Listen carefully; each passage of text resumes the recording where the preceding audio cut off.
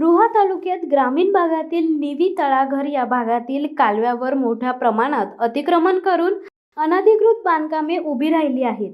फार्मच्या नावाखाली अनधिकृत हॉटेलही ठाण मांडून आहेत.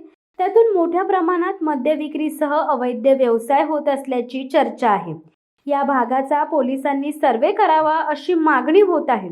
आंबेवाडी ते निवी असा कालवा आहे. उन्हाळी शेतीला प्राधान्य मिळावे हा त्यामागील उद्देश. मात्र येथील शेतजमीन शेतकऱ्यांकडून विकत घेऊन काहींनी येथे निवासस्थाने तसेच अनधिकृत हॉटेल थाटली आहेत. शेती तशी इतिहास जमा झाली आहे. शेती होत असल्याने कालव्याला पाणी येत नाही. शेतीसाठी पाणी असताना काहींना ते हॉटेलसाठी, फार्मसाठी, खाजगी व्यवसायासाठी पाहिजे. त्यामुळे कालव्याला पाणी सोडा, कालव्याला पाणी सोडा अशी ओरड केली जात आहे.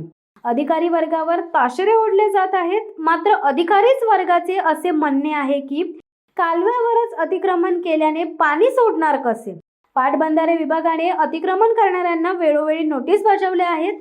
भुवनेश्वर, तळाघर, निवी येथे कालव्यालगत मोठ्या प्रमाणात अतिक्रमण आहे. त्यामुळे हे अतिक्रमण तोडल्याशिवाय पाणी सोडता येणार नाही अशी प्रशासनाची भूमिका आहे. नियमानुसार कालव्यापासून 10 मीटर अंतर सोडून बांधकाम करणे आवश्यक असताना येथे तर काहींनी कालव्यातच हॉटेलचे, फार्मचे बांधकाम केले आहे. सदरचे बांधकाम एने न करता झालेले आहे. त्यामुळे तहसीलदारांकडूनही नोटीस पाठवण्यात आल्याची माहिती मिळते. तरी कालव्यावर बांधण्यात आलेली हॉटेल, फार्म तोडण्यात यावेत अशी मागणी होत आहे. शिवसत्ता टाइम्स न्यूज ब्युरो, कोलाड.